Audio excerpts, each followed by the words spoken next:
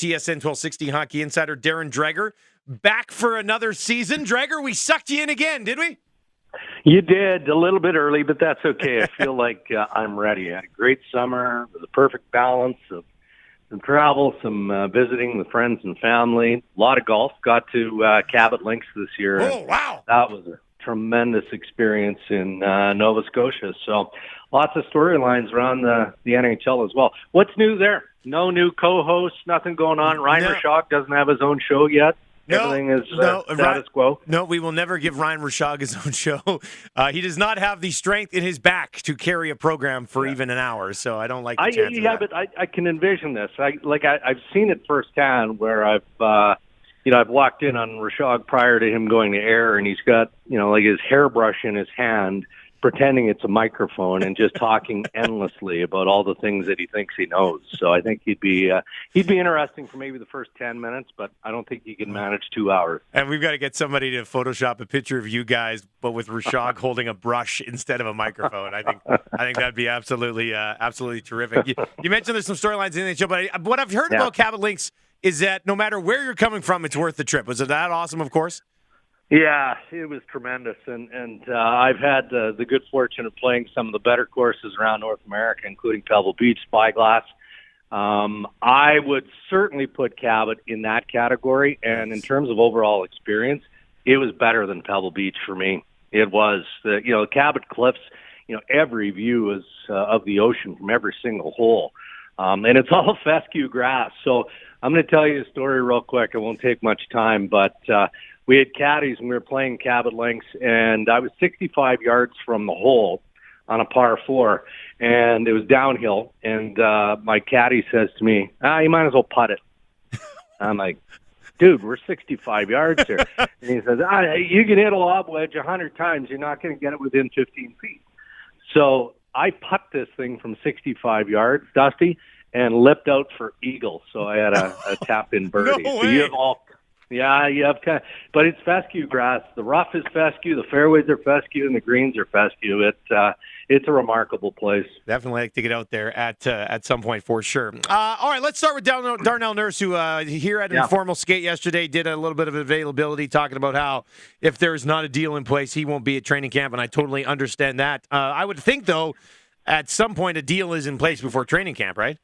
Yeah, I'd be real surprised if they don't get a bridge deal in order here. And obviously there's been an ongoing back and forth between the Edmonton Oilers and Darnell Nurse's people.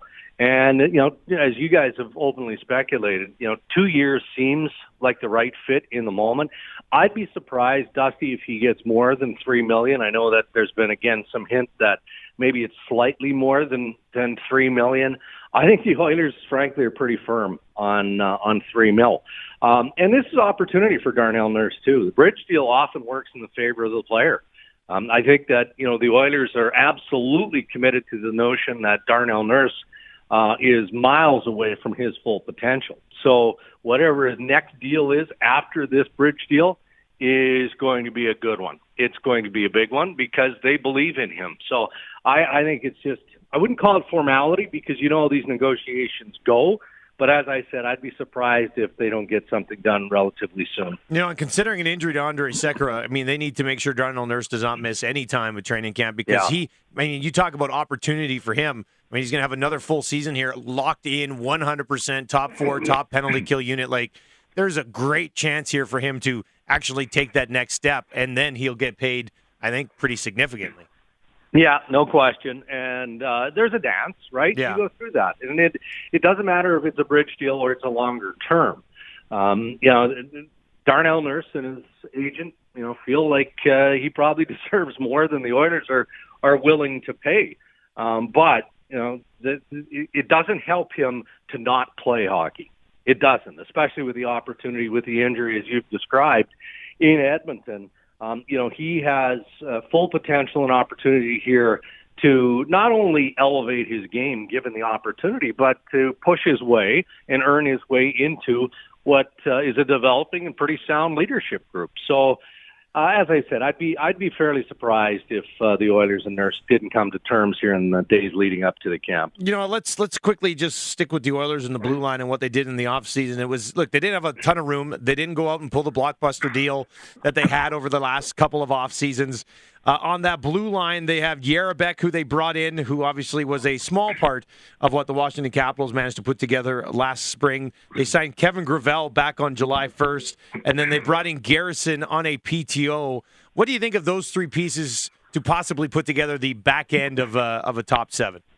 Yeah, look, I wouldn't say that any one of those three, makes me creep to the edge of my seat with anticipation. That doesn't mean that they're not serviceable or good NHL defensemen. Garrison, as we know, is a bit now long in the tooth, but he's an excellent character guy, and clearly has enough game for the Oilers to at least invest in taking a look at him. And the other two, I think, provide decent depth. I mean, the blue line is going to be somewhat in question. That's going to be one of the storylines that we watch in Edmonton again, largely because of injury and the situation that looms around Darnell Nurse, which we've already discussed and believe will be rectified fairly soon here. But, if the blue line isn't better than what it was tactically last year, then that's going to continue to put stress on the goaltending. And we know that the goaltending has to improve. Has to. Cam Talbot has to be better. Otherwise, the Oilers are going to struggle, and then that lends itself to some of the other storylines that continue to swirl around up front. But when I look at the team in general, I would put the Oilers on a pretty short list of teams that I'm most intrigued by this year. I say this, I wouldn't be surprised if the Oilers are among the most improved in terms of everything that they have. Yes, there's some pretty big question marks, but there's so much talent there that it just doesn't compute in my tiny little brain that they can have, yet another horrendous season. So I do put Edmonton among the most intriguing, but I say that in a positive sense. TSN 1260 Hockey Insider Darren Dreger with us this morning. Let's wrap up with some discussion on the Toronto Maple Leafs, where it looks like they will go into the season without a captain. Your thoughts on if that's the right decision for this group at this time? Yeah, not surprised. And is it the right decision? I think it is. I think the Oilers the Leafs brass have done a good job from top to bottom here over the last few years of making sure that they program the market accordingly.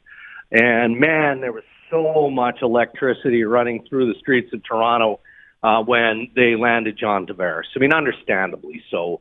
But, that doesn't necessarily lend itself to promise that this team is going to be a Stanley Cup favorite.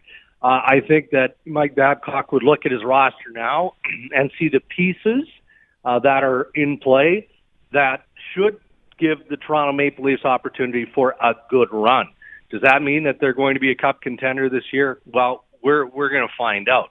And then you look at the captaincy, and it seemed pretty obvious to many that John Tavares, given his experience with the New York Islanders, would get the captaincy. But then you follow that up with, well, what about Austin Matthews? Is he ready to be a young NHL captain? So those are questions that, externally we can't answer yet. But clearly, and I watched the Bob McKenzie, Kyle Dubas interview, the Leafs feel comfortable with not having that captain. And, not being in an NHL room, Dusty, I don't know how you feel on this.